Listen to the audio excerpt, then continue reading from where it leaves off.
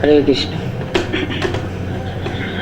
Namo Vishnupadaya Krishna Pesthaya Bhutale Srimate Bhaktivedanta Swamiti Namine Namaste Saraswati Deve Gaurvani Pacharine Nirvishesha Shunyavadi Paschatya Desatarine Panchakalpatarubhascha Kripa Sindhu Bhayevacha Patitanam Pavanebhyo Vaishnavebhyo Namo Namaha. We just heard how wonderful it is that this Krishna Balaram temple, which is Brahmananda Prabhu just mentioned, that it is 100 times better than all the other temples of ISKCON. Of course, all the temples are very important and it was opened 39 years ago, and in the first anniversary of this temple opening in 1976, on Ram Navami day, I was also initiated by Srila Prabhupada here in the courtyard of Krishna Balaram temple. I would like to share with you some stories, especially about Vrindavan. I had some association of Srila Prabhupada in Juhu, Bombay, and some in Lajpat Nagar, New Delhi. How this is an exhibition of Srila Prabhupada's love for Krishna, this Krishna Balaram temple, and also his disciples' love for Srila Prabhupada, and how much Srila Prabhupada was concerned about this temple. I will try to tell you one small story. There was some disagreement, as is always there, from the beginning, between devotees, some misunderstanding, disagreements like that always goes on. So one time in this room, Srila Prabhupada was sitting there, I was also here. There was some disagreement between two temple commanders. One was former temple commander, his name was Bhagavatashraya Prabhu from Australia, and the existing temple commander who was doing his duty as the temple commander was Bhujendranandan Das. Now he is Bhakti Bhujendranandan Swami from Malaysia. So they had some disagreement over something. So finally it came to Srila Prabhupada. The matter was brought to him, and this is what Srila Prabhupada said. He said, don't you fight or quarrel among each other like this. I have painstakingly created this ISKCON, this garden of ISKCON, because in a garden there are different types of creepers and plants and trees. Similarly in ISKCON there are different types of people with different background, different religion, different, like that. So I have created this ISKCON, do not spoil it. Cooperate with each other, forgive and forget, and go on with your progressive life in Krishna consciousness. So that's how much he was concerned, so that this ISKCON society or any particular temple or the relationship between devotees are not, disturbed or not hampered. So I'll try to say some more stories that took place in this room, in this Srila Prabhupada's room. One time Srila Prabhupada was just after his darshan in the evening, like 4:30 to 6 or 4 to 6, he used to give darshan here. And after his darshan, we were all sitting here. And then Srila Prabhupada stood up to go to the next room, and this door was open like this now. So some nice smell was coming from the deity kitchen. So it was the devotees were cooking nice kachoris, and Srila Prabhupada is always fond of kachoris. So he said to me that he just run to the deity kitchen and tell the pujari that when the offering is made, they should bring me some kachoris. So I did that one time, and I received my first initiation here in the courtyard. There were many devotees at that time, and Gunarnava Prabhu was one of them. He was also present there, and many other devotees, Harishauri Prabhu, Nitai Chand, and we were about like 60-65 devotees took initiation on that day. Some were first initiation, some second initiation. Bibhu Chaitanya Prabhu was one of them, took initiation. Dadivaksha Prabhu from India, Radha Govinda Maharaj, and some other devotees like that. Prem Pradaya Prabhu from Nepal, like Ranajit Prabhu, and some Matajis like Golok Basini Mataji, Jagannatheswari, Rasagga Mataji, like that. Many were there at that time. So one time here, there was one, he's not a devotee, but he used to translate. He started translating Srimad Bhagavatam in Hindi. His name is Dr. Prem Jogi. Do you know Dr. Prem Jogi? Prem Jogi, yes. So one time, after Srila Prabhupada's darshan, he used to sit under Kamal tree, and that Prem Jogi used to translate whatever Srila Prabhupada spoke in English, he used to translate in Hindi. So after he came back here and in his room, I also came here, and Srila Prabhupada was saying that this man, he has so much authority in English because he can instantly translate and recite like that. So then he said, it is very difficult to write books, as Mataji was saying, Devisakti Mataji this morning. It's very difficult to write books. Because I personally, I don't write books, I translate books, but it's very difficult. So, people may write 1 or 2 books in their whole lifetime.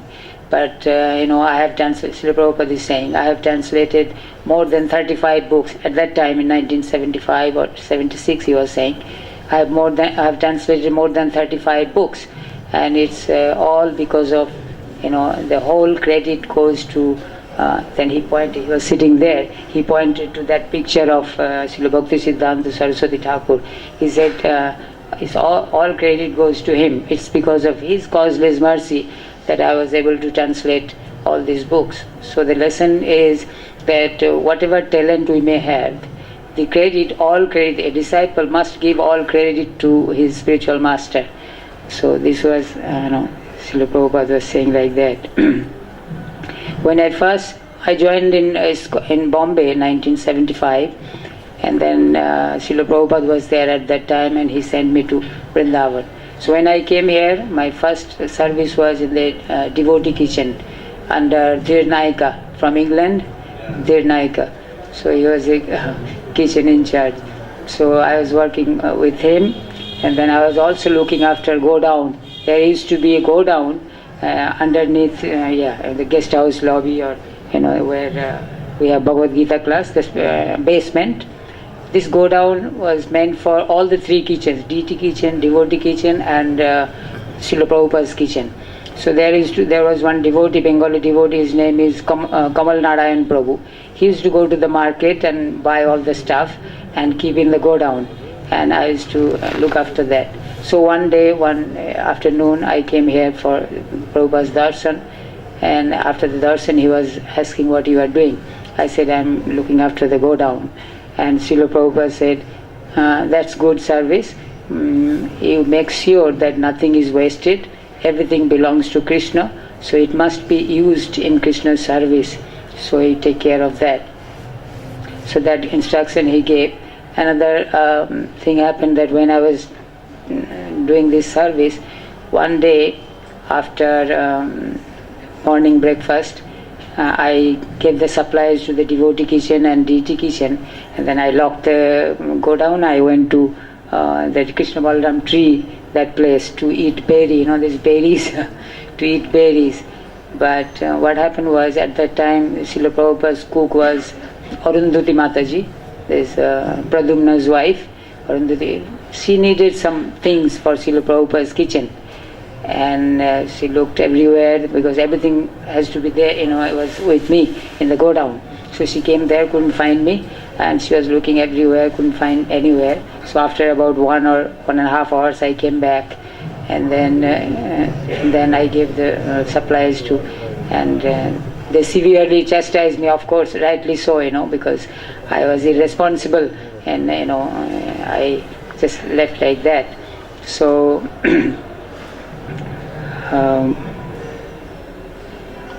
and then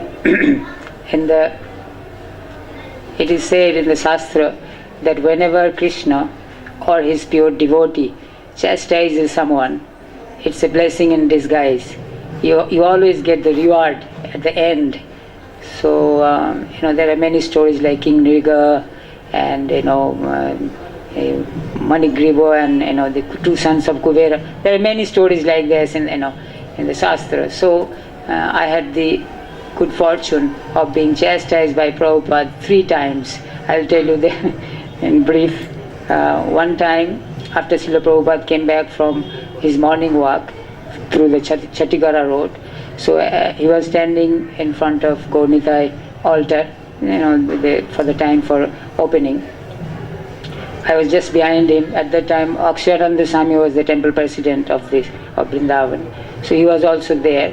So as the curtain opened, Srila Prabhupada offered his obeisances by falling flat to the ground, and I offered my obeisances just behind Srila Prabhupada in such a way that my two palms touched the bottom of Srila Prabhupada's 2 feet, lotus feet, and then Srila Prabhupada slowly got up. I also got up. He didn't like it.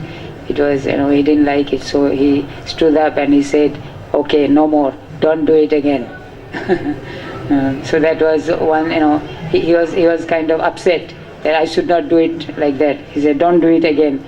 So that happened one day. So I thought, the devotees told me that you have displeased your Guru Maharaj because he's angry with you. So to make it up, I thought I'll do something so that Prabhupada will be pleased again. So in the next morning, I wanted to give Charanamrita to Srila Prabhupada. So after the Arati, the Darshan Arati, I stood there, and when Prabhupada came, I gave Charanamrita. But as a fool I am, again I made a mistake. Instead of giving a few drops of Charanamrita in his hand, I gave a whole spoonful of Charanamrita into his palm. So much so that it spilled over and fell on the floor. So he said to me in Bengali, he was upset. So he said, "You don't know how to give Charanamrita also." So I said, "I'm sorry, I felt very sad because I displeased him again." So then after some time, I was doing pujari work here under Turyadas. Turyadas was head pujari, and I started my service as a Gaurnitai pujari, dressing and everything, and then the gopis, because the Krishna Balaram deities are too big for me. So I was doing the gopis, dressing and doing arati. So one morning, Srila Prabhupada came for darshan. So Turyadas asked me to do the arati, morning arati. So Srila Prabhupada was standing near Gaurnitai altar. This is very instructive for the pujaris, So we all 3 pujaris, we came out with the conch shell to blow. And out of excitement and nervousness, whatever you may call, the other 2 pujaris blew their conchs, for a long time. But I just finished like poo, poo, poo, very quickly, finished just to go to the altar quickly. Prabhupada was standing there, so I did like this. Srila Prabhupada noticed from here. So darshan was over. Srila Prabhupada took Charanamrita and came back to his Vyasasana.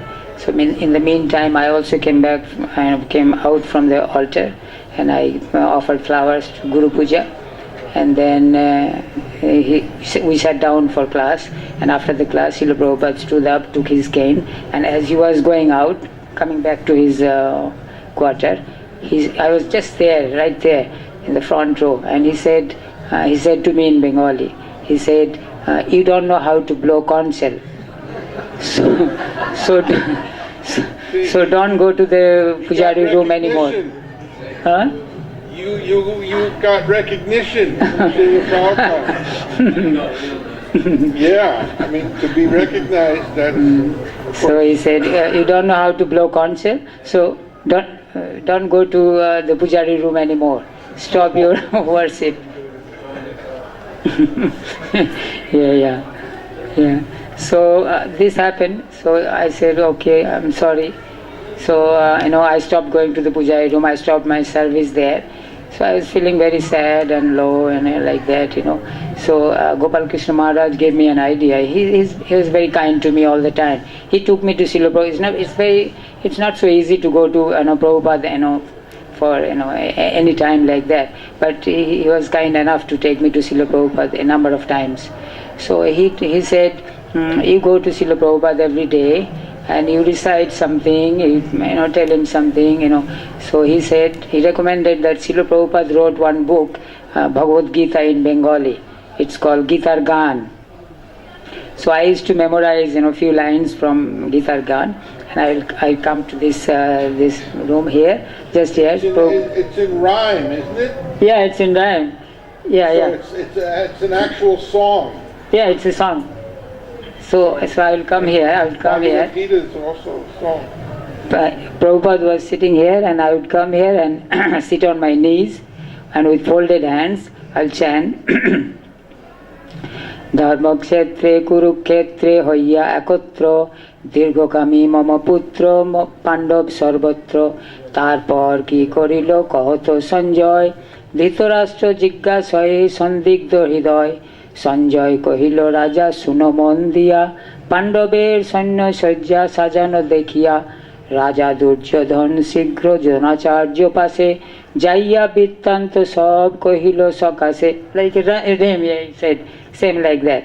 So I would chant like that, from time, every day like that. So this went on about 6-7 days in a row. So after that, just one day, one afternoon, after I said like this, Srila Prabhupada suddenly, here in this very place, Srila Prabhupada said, can you translate something? I said, I was thinking, what? Is he talking to me or somebody else?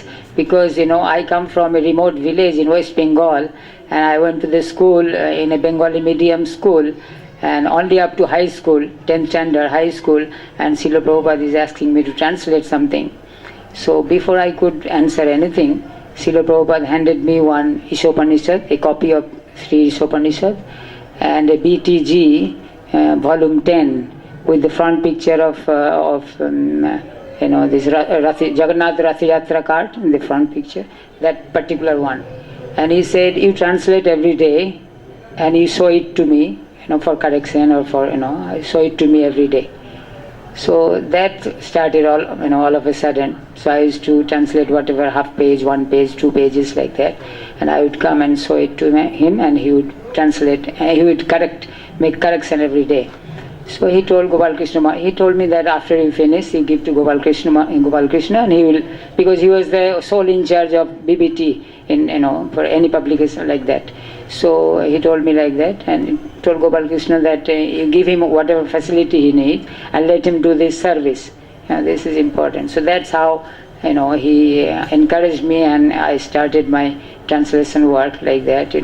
And by his mercy, I was able to translate more than 55 books, large and small, Vaishnava literatures, including Sri Chaitanya Bhagavad, 7 volume, with Bhakti Siddhanta's commentary. So anyway, so after this thing, Hare Krishna, it's the blessings of all of you and this Brahmananda Maharaj. I always call him Maharaj. The first time I came here from Bombay, he's Maharaj. He is. When I first came here from Bombay in Vrindavan, and the first Srimad Bhagavatam class I heard was Brahmananda Maharaj was giving here in Vrindavan in the temple, and the verse was first canto, chapter 2, the verse number I forgot, but I remember the slok. Kamosya nendriyo priti labho jiveto javata jivasya tattva jigyasa nastajjasyeho karmobhi he was speaking. So that's how I remember him. So anyway, I'll finish my, I'm taking too much time. So what happened then, so when I was when it was finished, then Srila Prabhupada said, just all of a sudden, Srila Prabhupada said, anything else? I don't know why he said, but he said, anything else? And I said, yes, Srila Prabhupada, one thing, he stopped me from going to the deity room to do my service because I didn't know. He said, but I learned how to blow conch shell now properly. So he said, yeah, you learned? Are you sure? I said, yes, I learned. So he said, okay, tomorrow morning you do Guru Puja and I want to see how you have learned how to blow conch shell. and then I will see. So unfortunately, Srila Prabhupada said this in front of Gopal Krishna Maharaj and Akshayananda Maharaj. Fortunately for me, I will tell you why. Then I went away, and the next morning, there were so many of them, big devotees, stalwarts, and like Hamsarupa, Hamsaduta, and Panchadravida, Tripurari, Guru Kripa, so many of them, and I'm just like nobody there in front of them. So who would allow me to do Guru Puja? But fortunately, Gopal Krishna Maharaj and Akshayananda Maharaj, they intervened and they said no. Srila Prabhupada had asked him to do Guru Puja this morning, so he will do. So I was offering Guru Puja and I blew conch shell, for as long as I could. Srila Prabhupada was sitting there, and from time to time he would throw the flower petals to the devotees. He would look at the devotees, and sometimes he would look at me and I feel more nervous, So anyway, I finished the Guru Puja and Srila Prabhupada gave class, and after the class when he was going out, he said, okay, now you can continue your service in the deity department. So that's how, this was the blessing in disguise. I got chastisement and there was a big reward. Otherwise, I would have never ever got an opportunity to directly worship Guru Puja to Srila Prabhupada. Another thing just I remembered, when Srila Prabhupada was saying about his Bhajandanandan Maharaj and Bhagavatashray, that time he said, don't fight, and why are you complaining? You should settle down with you, among yourselves. You should not make it big. And then he said to Bhajandanandan Maharaj, he was temple commander at that time, he said, where were you last night at 1 o'clock when the chowkidars didn't ring the bell? Bhajandanandan Maharaj said, but Prabhupada, I'm the temple commander, 1 o'clock I was sleeping. He said, no, it's your duty. You are the temple commander, it's your duty to make sure that the guards are not sleeping, during that duty time. So what they were doing, they used to ring bell at every interval, 1 hour interval, like 12 o'clock, 1 o'clock, 2 o'clock. So what they do, they ring the bell at 1 o'clock, then they go to sleep. And then, if they get up, they ring at 2 o'clock, otherwise they continue to sleep. So from that time onwards, the time was changed from 1 hour to half an hour. I think still it is half an hour, they should ring the bell. So anyway, I took so much time. Jai Srila Prabhupada ki Jai. Hare Krishna.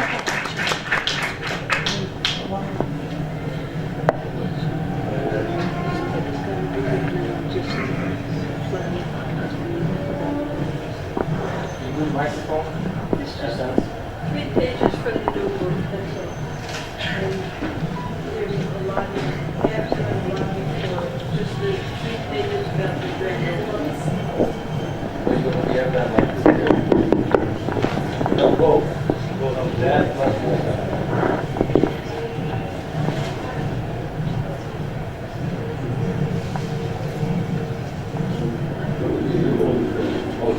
So you're going to interject sometimes. Okay.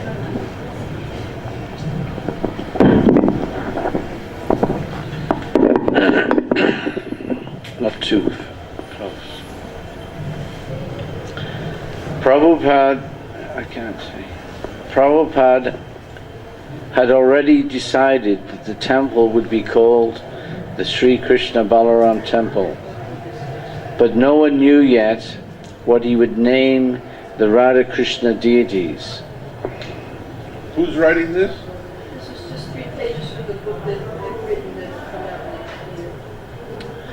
Dhananjaya suggested to Prabhupada that they be called Radha Samsundar. Prabhupada agreed, yes, from now on they will be called Radha Shamsundar. During the next few days, yeah? Give them a... 1977, when Prabhupada was here and very ill, he kept repeating 2 slokas from the Brahma Samhita, one after the other. Although one came before and then one came after, he switched them around, and he said that along with the Hare Krishna Maha Mantra, these 2 mantras should be chanted here with the small kartals. And he would again and again say these 2 slokas, and I couldn't understand why he picked these 2 out. And then finally it dawned on me one day. So one of them was, the line was Yam Shama Sundaram Achinta Guna Swarupam, Premanjana Churik. And then he switched it, and he said right after that one was Ramadi Murtishu Kala Nyamena Tishtan. So for Prabhupada, he was putting them together, that this was Krishna and Balaram, Sham Sundar and Balaram. And he would, in and out, describe that as he was ill here. Really? So, yeah, it was amazing. The Rama was Balarama. Yeah, that The Ram in that verse. Right? Yeah, that's the way, because... Ramadi, Mortishu, Kaladi, and Natishtan. Yeah, because that was Balarama. What happened was, when I read the entire transcript of 1977, and it kept coming up again and again and again, his explanations for why he was saying those 2 slokas finally manifested, that there was Shama Sundar and there was Balaram in those 2 slokas. It was beautiful. During the next few days, there would be an elaborate installation ceremony in the temple to install Gaunitai, Krishna Balaram and Radha Shamsundar, Lalita and Vishaka.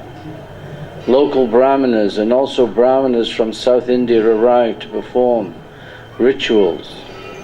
One group of brahmanas that Prabhupada invited came to some kind of agreement what their fees would be.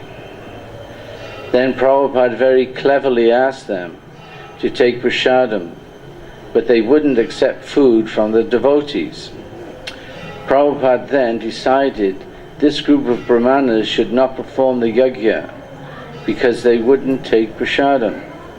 He explained that after the deity is installed, they would claim that it wasn't proper for the foreign devotees to worship them, and they should stay and worship the deities.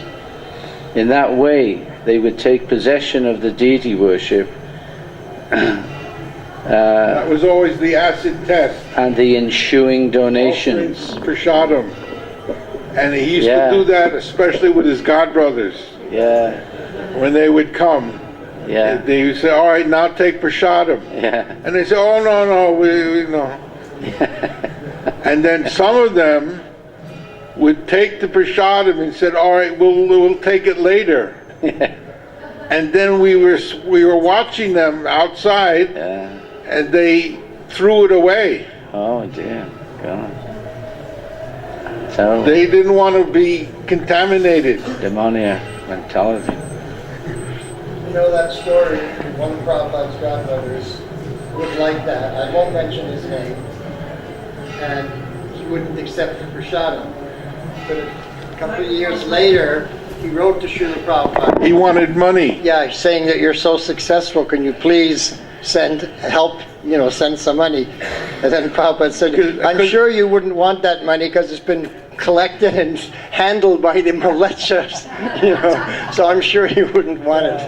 Prabhupada was so clever, he retorted in that way. I just wanted to say that sentence again, okay? He explained that after the deity is installed, they would claim that it wasn't proper for the foreign devotees to worship them, and they should stay and worship the deity. In that way they would take possession of the deity worship and the ensuing donations. So there you are. Yasomati Nandandas brought a famous priest from Vrindavan, Pandit Bhimsen Joshi. Prabhupada approved of his group of brahmanas to perform the 3 days of sacrifice because they accepted prasadam from the devotees. Jai. Simultaneously, Prabhupada wanted the chanting of Hare Krishna to go on in the temple throughout the duration of the ceremony. This kirtan is Sankirtan Yajna, the recommended sacrifice for this age of Kali. To satisfy the local brahmanas, Prabhupada arranged for the 3-day installation yajna. If they personally installed the deities, then later they would have to accept that the worship is authentic. But for Prabhupada, the Sankirtan Yajna was more important than the rituals. Therefore, he arranged that the devotees form groups so there would be 24-hour kirtan continuously in the temple during the ceremony. Whenever he saw devotees standing around without service, he would instruct them to join the kirtan and to always be engaged in some kind of service while they were in Vrindavan. The brahmanas began bringing the ceremonial paraphernalia and stored everything in the room next to the altars. Within a day, they constructed several sacrificial pits made in different shapes. They built small cottages made of grass over the pits at various spots in the temple courtyard. There were fire yajnas going on in these cottages, while Vedic mantras were being chanted with gusto by the brahmanas. The devotees watched in amazement as the rituals proceeded from day to day. Most of the ceremonies were done solely by the brahmanas. Sometimes Prabhupada came and sat down at a fire sacrifice with a priest sitting opposite him. Prabhupada was the yajna man, the principal person who was installing the deities, so he had to be present for some of the formalities. He sat before the fire while the priest chanted mantras. His countenance was sober and grave.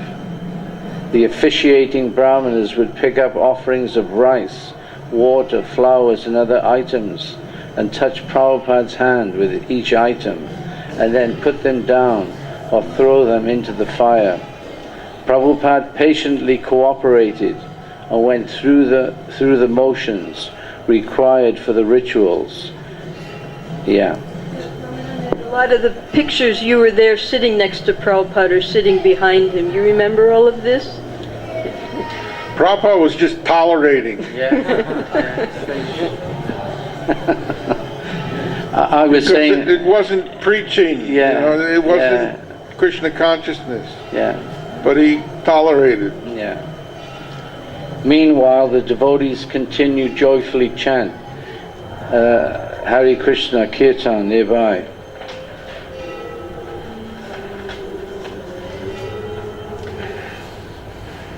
On the evening before the grand opening, Prabhupada arranged for another feature of the inauguration, a procession through Vrindavan town. This elaborate parade is called Soba Yatra, when the small deities are taken with huge fanfare through the town. Everyone could then have their darshan before they are installed permanently in the temple. Soba Yatra was a public announcement that the temple would be opening the next day.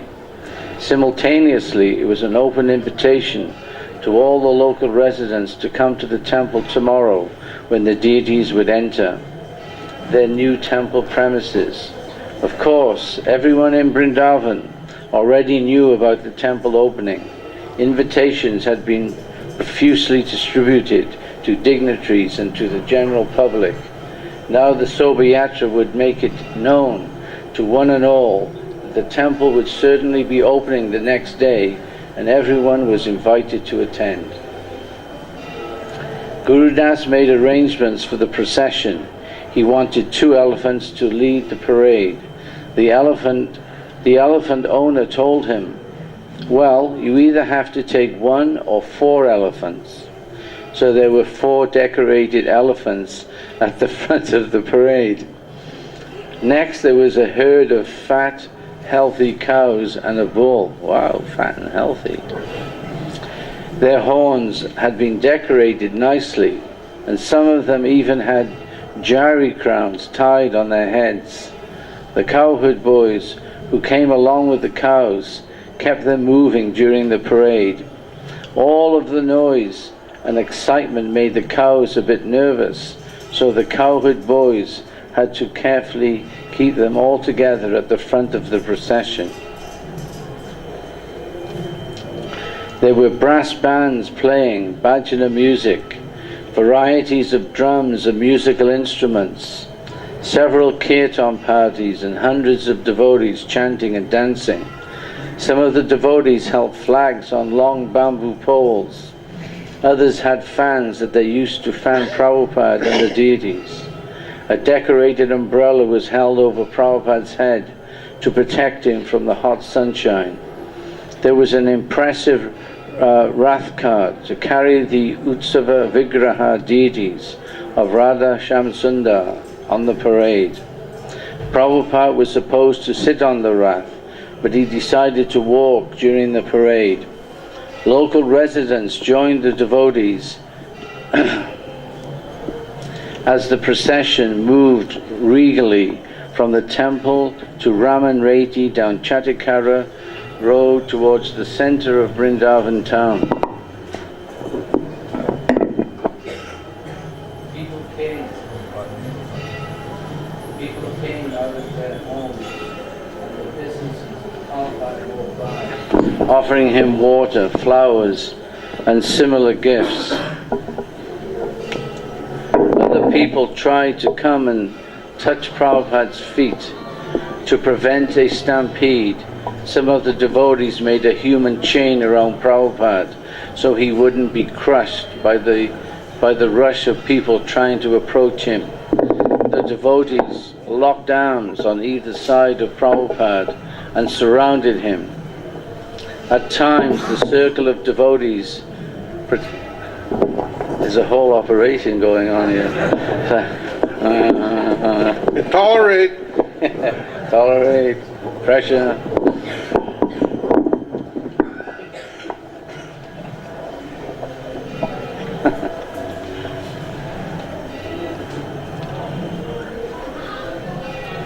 To prevent a stampede, some of the devotees made a human chain around Prabhupada as he wouldn't be crushed by the rush of people trying to approach him. The devotees locked arms on either side of Prabhupada and surrounded him.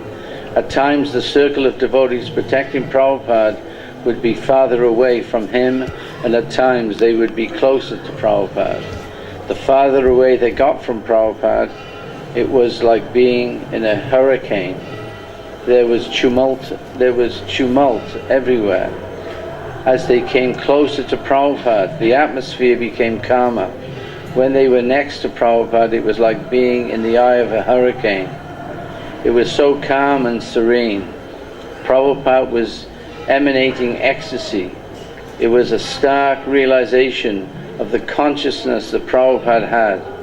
He was an empowered, pure devotee of the Lord. He was able to change the atmosphere, not just in a room where everything was organized perfectly, but he could change the atmosphere anywhere, even in the midst of a chaotic parade of elephants, cows, music and dancing on all sides. Prabhupada continued on the procession until it reached the town. By that time, the sun had set and lamps were lit to illuminate the parade. Prabhupada then returned to the temple as the devotees continued on the long route throughout the town. They arrived back at the temple late at night, exhausted and exhilarated. Everyone was at the height of expectation. Tomorrow, Prabhupada would officially open the temple to the public. Each day the deities had moved closer to their altars as the sacrifices progressed. On the third day, all the deities were finally brought up to the darshan mandap, where an elaborate abhishek bathing ceremony was offered to them. The deities were draped in simple white silk cloth. Hundreds of devotees surrounded the abhishek area and chanted uproariously as the brahmanas bathed each deity with varieties of liquids. Hundreds of liters of milk, yogurt, ghee, juices, and holy water flowed from the head to the foot of each deity as the brahmanas chanted Sanskrit mantras with gusto. Finally, deities were showered profusely with water to wash off all the holy substances. Their eyes had been blindfolded with silken bands of cloth and sealed with wax for the past 3 days. Now the blindfolds and wax would be removed before the abhishek. The brahmanas had sent a message to Prabhupada asking for a big piece of gold to scrape the wax off the deity's eyes. This message was sent before the Abhishek started. Maybe you were in the room, I don't know. That the Brahmin sent this message, and then you can read on what happened. They also wanted some jewels to complete the yajna. Prabhupada said, no, he explained, that actually they didn't need these things at all. The chanting of Hare Krishna